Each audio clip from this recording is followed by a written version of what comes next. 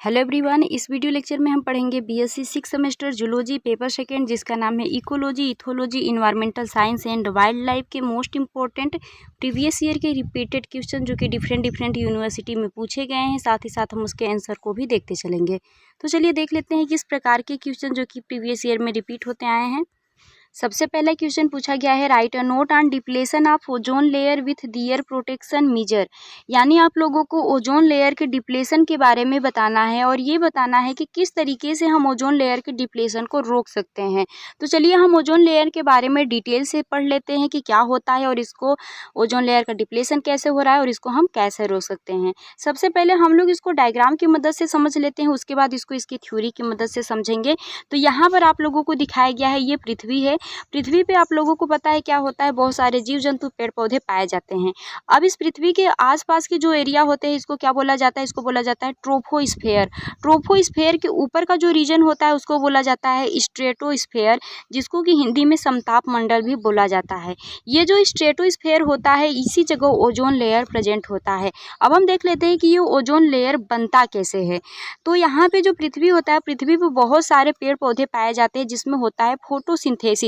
ये पेड़ पौधे फोटोसिंथेसिस के द्वारा अपना भोजन बनाते हैं, तो उस समय ये ऑक्सीजन को निकालते हैं। अब ये ऑक्सीजन जो होता है ये निकल करके जाता है स्ट्रेटोस्फेयर वाले रीजन में। तो स्ट्रेटोस्फेयर वाले रीजन में जाता है तो इसको यहाँ पर मिलते हैं अल्ट्रावायलेट रेडिएशन।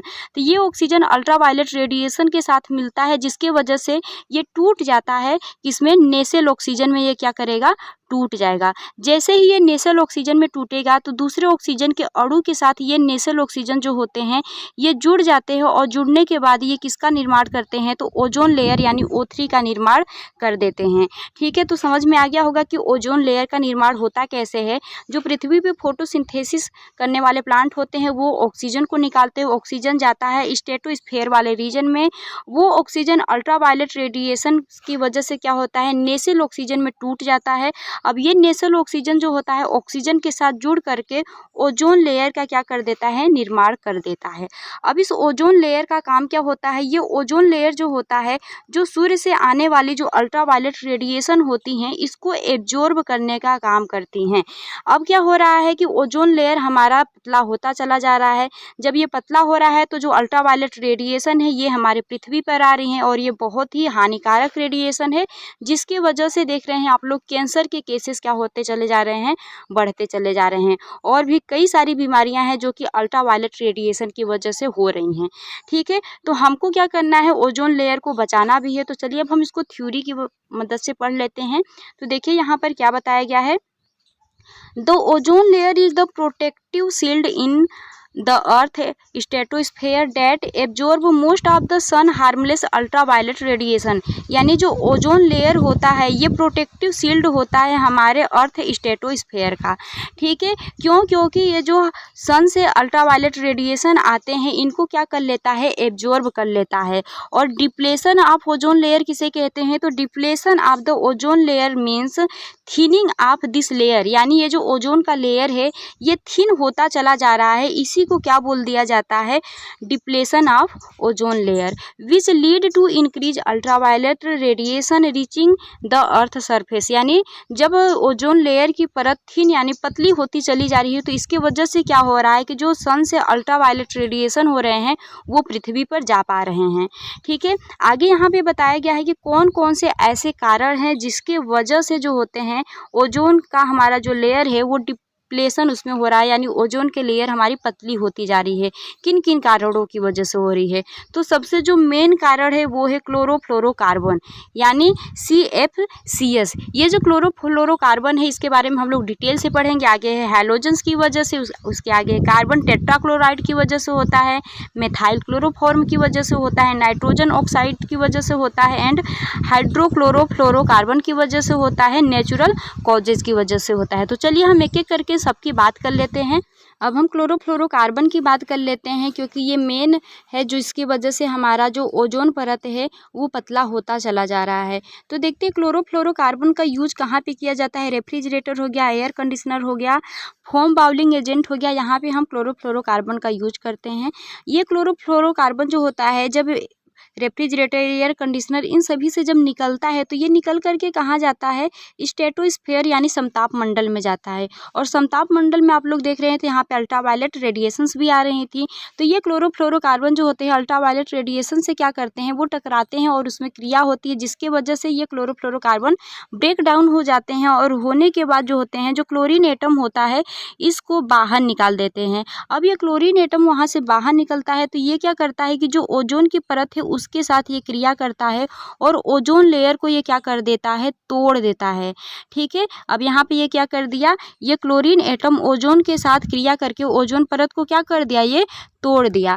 तो ये देख रहे हैं क्लोरोफ्लोरोकार्बन क्या कर रहा है, इसकी वजह से जो ओजोन लेयर है इसका डिप्लेशन हो रहा है। आगे बताया गया है कि यदि एक सिंगल क्लोरीन एटम जो होता है वो यहाँ पर 1 लाख ओजोन मॉलिक्यूल्स को तोड़ने का काम करता है। अब हम हेलोजन्स की बात कर लेते हैं। तो हेलोजन्स भी बिल्कुल कैसा होता है, ये भी क्लोरोफ्लोरोकार्बन की ही तरह होता है, बट यहाँ पे ब्रोमीन पाया जाता है।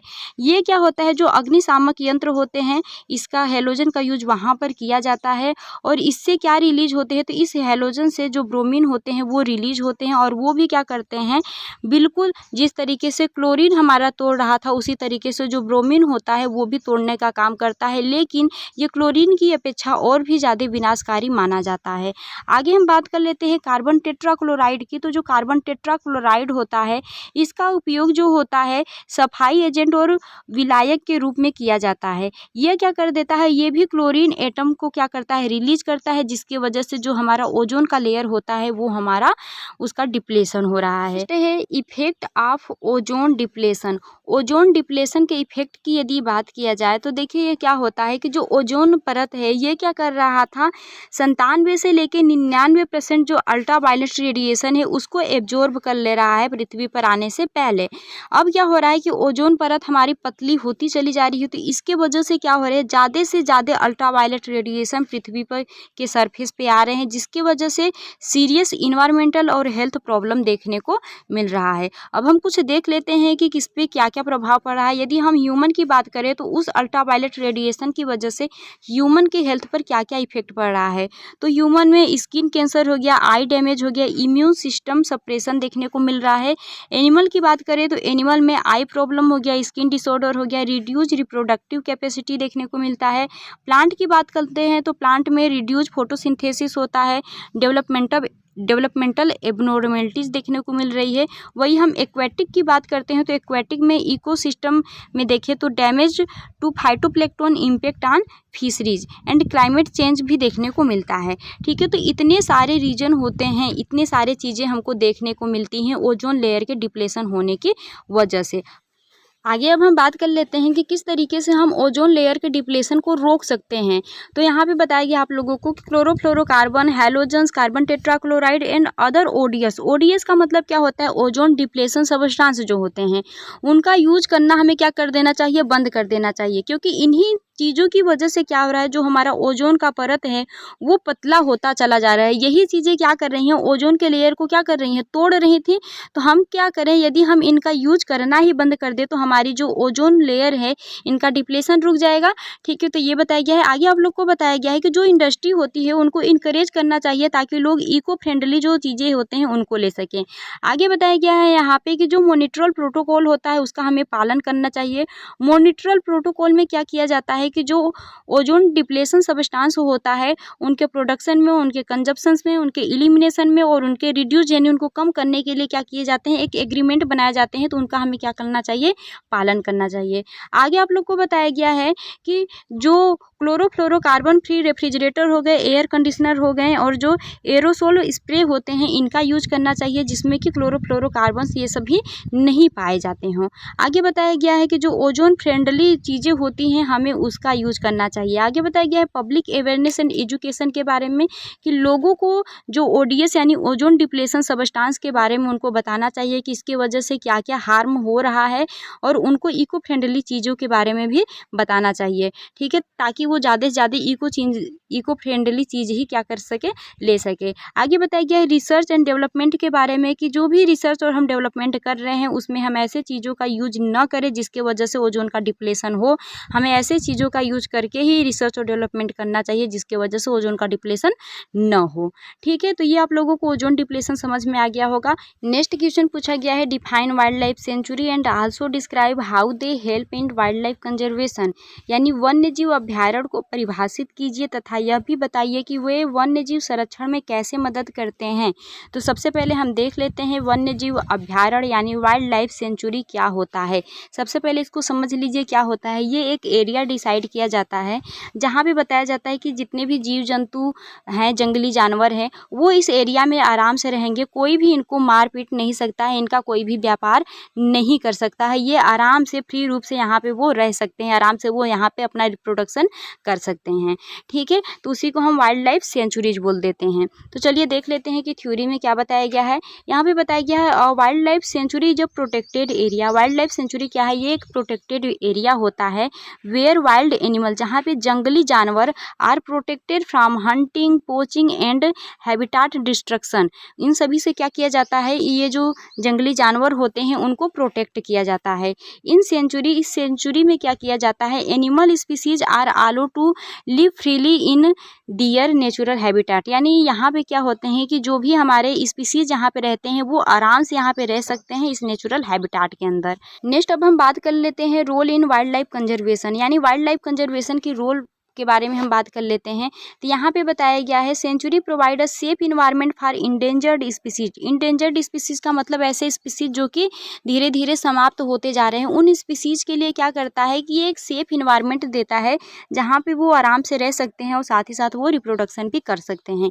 आगे बताया है दे प्रिवेंट पोचिंग। यहाँ पे क्या होता है कि जो शिकार होता है, शिकार करना वो यहाँ पे रोका जाता है। इलीगल जो व्यापार होते हैं एनिमल का, उसको भी क्या किया जाता है, रोक लगाया गया है कि जो सेंचुरी बनाया गया है यहाँ पे जो भी जीव जंतु रहते हैं इनका आप शिकार नहीं कर सकते हैं, न ही इनको क्या कर सकते हैं, इनका आप व्यापार कर सकते हैं।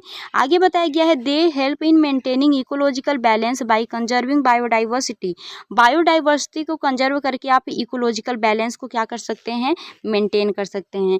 आगे बताया गया है sanctuary serve as centre for research education. ये जो सेंचुरीज होती है ये किसके लिए क्या करती है, हेल्प करती है, तो रिसर्च करने के लिए, एजुकेशन के लिए, इको टूरिज्म के लिए और लोगों में जागरूकता को बढ़ाने के लिए भी ये क्या करती है, हेल्प करती है। आगे बताया गया है they help in protecting genetic diversity and preserving natural heritage, यानी ये क्या करती है, जो आनुवंशिक विविधता की रक्षा और प्राकृतिक विरासत को संरक्षित करने में भी मदद करती है। नेक्स्ट हम एग्जाम्पल की बात कर लेते हो, तो यहाँ पे 2 एग्जाम्पल आप लोग को दिया गया है वाइल्ड लाइफ सेंचुरी का। सबसे पहला है भारतपुर बर्ड सेंचुरी जो कि राजस्थान में है, दूसरा है पेरियार वाइल्ड लाइफ सेंचुरी जो कि केरला में है। अब हम नेक्स्ट क्वेश्चन की तरफ चलते हैं। तो नेक्स्ट क्वेश्चन जो कि वही है जो कि आप लोग को दिखाए थे। आगे देखिए नेक्स्ट क्वेश्चन पूछा गया है right note on homeostasis. Homeostasis पे आप लोगों को नोट लिखना है। तो चलिए देख लेते हैं होम्योस्टेसिस के बारे में, उसके बाद देखेंगे explain law of limiting factor के बारे में देखेंगे। तो चलिए पहले हम होम्योस्टेसिस की बात कर लेते हैं। क्वेश्चन पूछा गया है right note on homeostasis. Homeostasis पे आप लोगों को नोट लिखना है। तो होम्योस्टेसिस क्या होता है, यदि हम सिंपल भाषा में आप लोगों को समझाएं तो इन्वायरमेंट में कोई भी पदार्थ कितना भी अधिक या कम मात्रा में प्रेजेंट क्यों न हो, लेकिन हमें अपने बॉडी के अंदर उस पदार्थ को एक स्टेबल मात्रा में बनाकर रखना पड़ता है। जैसे कि एग्जाम्पल के थ्रू समझिए कि इन्वायरमेंट का टेम्परेचर कितना ही ज़्यादा क्यों न हो गया हो, लेकिन हमें अपने बॉडी के टेम्परेचर को कैसे भी करके एक स्टेबल यानी 37 डिग्री सेंटीग्रेड बनाकर रखना ही पड़ेगा। इसी को क्या बोला जाता है, होम्योस्टेसिस बोला जाता है। चलिए देख लेते हैं क्या बोला है डिफिनेशन। तो डिफिनेशन बोला क्या है कि यह किसी जीव के बाहरी उतार चढ़ाव के बावजूद एक स्थिर आंतरिक वातावरण बनाए रखने की क्षमता है। इस शब्द को दिया किसने है, तो इस शब्द को दिया है वाल्टर कैनन ने। ठीक है, एग्जाम्पल के थ्रू यहाँ पे बताया गया है temperature regulation, blood glucose regulation, यानी टेम्परेचर रेगुलेशन हम करते हैं जो कि हमने अभी आप लोगों को एग्जाम्पल दिया है। साथ ही साथ हम ब्लड ग्लूकोज का भी रेगुलेशन करते हैं and control by the nervous systems and endocrine systems. ये किसके द्वारा कंट्रोल होते हैं, तो ये नर्वस सिस्टम और इंडोक्राइन सिस्टम के द्वारा कंट्रोल होते हैं। आगे यहाँ पे कुछ एग्जाम्पल आप लोग को दिखाया गया है। सबसे पहला एग्जाम्पल है थर्मो रेगुलेशन। थर्मो रेगुलेशन यानी जो आप लोग को बताएं कि ह्यूमन बॉडी हमेशा 37 डिग्री सेंटीग्रेड ग्रेड अपने बॉडी के टेम्परेचर को मेंटेन रहेगा। यदि इन्वायरमेंट का टेम्परेचर चाहे कुछ भी हो जाए, या वो किसके द्वारा मेंटेन करेगा, तो भाई जैसा इन्वायरमेंट का टेम्परेचर होगा उस हिसाब से कूलिंग और हीटिंग के द्वारा क्या करेगा, अपने बॉडी के टेम्परेचर को वो एक स्टेबल बना करके ही रखेगा। नेक्स्ट है ओस्मो रेगुलेशन। तो regulation of water and electrolyte balance bye kidney. Kidney क्या करता है, हमारे शरीर में वाटर हो गया, इलेक्ट्रोलाइट हो गया, इसको भी बैलेंस करके रखने का काम करता है। नेक्स्ट है ब्लड शुगर रेगुलेशन। तो इंसुलिन एंड ग्लूकेगान मेंटेन करते हैं ब्लड शुगर लेवल को। आप लोगों को पता होगा कि हमारे शरीर में जो एक्स्ट्रा अमाउंट में ग्लूकोज होते हैं उसको इंसुलिन क्या करता है, ग्लूकेगान में वो कन्वर्ट करके लीवर में दे देता है। उसके बाद जब हम जिस दिन कोई जैसे हमें ग्लूकोज की आवश्यकता हो गई तो वो ग्लूकेगान हार्मोन्स आता है और उस ग्लाइकोजन को दोबारा से ग्लूकोज में तोड़ करके हमारे पूरे बॉडी को दे देता है। ठीक है, तो इस तरीके से इंसुलिन और ग्लूकेगान जो होते हैं ये दोनों हार्मोन्स क्या करते हैं, जो ब्लड ग्लूकोज का लेवल होता है उसको मेंटेन करके रखते हैं। आगे इसके इंपॉर्टेंस की बात किया गया तो इसेंशियल फॉर सर्वाइवल, ये हमारे सर्वाइवल के लिए आवश्यक होते हैं, साथ ही साथ ग्रोथ के लिए आवश्यक होते हैं एंड प्रॉपर फिजियोलॉजिकल फंक्शन के लिए भी आवश्यक होते हैं। आगे maintain enzyme activity and metabolism. ठीक है, नेक्स्ट क्वेश्चन की तरफ चलते हैं। तो नेक्स्ट क्वेश्चन है लिमिटिंग फैक्टर के बारे में। देखिए यहाँ पे आप लोग को दिखाए थे, पूछा क्या है, explain law of limiting factor with example, यानी एग्जांपल के साथ लिमिटिंग फैक्टर के बारे में आप लोगों को एक्सप्लेन करना है। तो देखिए लिमिटिंग फैक्टर को ब्लैकमैन्स लॉ ऑफ लिमिटिंग फैक्टर भी बोला जाता है, क्योंकि इसको ब्लैकमैन्स ने ही दिया है। और इसमें इन्होंने क्या बताया है, इन्होंने बताया था कि जो फोटोसिंथेसिस का जो प्रोसेस होता है वो बहुत सारे जो होते हैं फैक्टर्स के द्वारा कंट्रोल किए जाते हैं। जैसे कि फोटोसिंथेसिस का प्रोसेस में आप लोग देखे होंगे, फोटोसिंथेसिस का प्रोसेस आप लोग को पता भी होगा कि जो पौधे जो होते हैं कार्बन डाइऑक्साइड और वाटर को लेते हैं, सनलाइट की उपस्थिति में क्लोरोफिल की सहायता से अपना भोजन बनाते हैं, वाटर निकालते हैं, साथ ही साथ ऑक्सीजन निकालते हैं। यही जो पूरा प्रोसेस होता है इसको क्या कहा जाता है, फोटोसिंथेसिस कहा जाता है। तो ये जो फोटोसिंथेसिस का प्रोसेस हो रहा है, देखिए कितने सारे फैक्टर इसमें इन्वॉल्व हो रहे हैं। इसमें कार्बन डाइऑक्साइड भी आ रहा है, साथ ही साथ इसमें वाटर भी आ रहा है, लाइट भी आ रहा है, क्लोरोफिल भी आ रहा है। तो ये बहुत सारे फैक्टर के द्वारा क्या हो रहा है, कंट्रोल हो रहा है।